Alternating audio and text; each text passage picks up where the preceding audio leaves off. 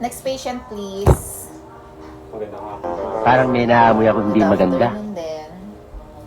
So, anong concern natin? Ano po, Dok? Yung katawan ko po, Dok, saka ulo ko. Ano? Sobrang sakit lagi ng ulo ko, Dok. Nahihirapan akong gumalaw. Yung parang tamad na tamad ka, Dok. Parang namihina ako.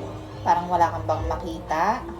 Yun po, parang ganyan po. Wala po ako makikita, Dok. Madalas po, hindi Gago! lang nakikita. Sumasakit ba yung sentido mo? Ganon? Yes po, Dok. So, check natin. Ay, opo. Nakikita mo ba to? Yung ballpen po, Dok. Yes. Nakikita ko po, Dok. Eto, nakikita mo ba to? Yes po, Dok. Pakibasa. Happy po, Dok. Oo, nakakabasa ka naman. Di naman malabo yung mata mo. Anong problema natin?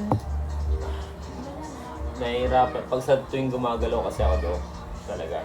Nahihirapan ako, tapos titignan ko yung wallet ko, Dok. Wala eh, black lang talaga siya talaga, Dok. Black lang Tarantado talaga. ka pala eh.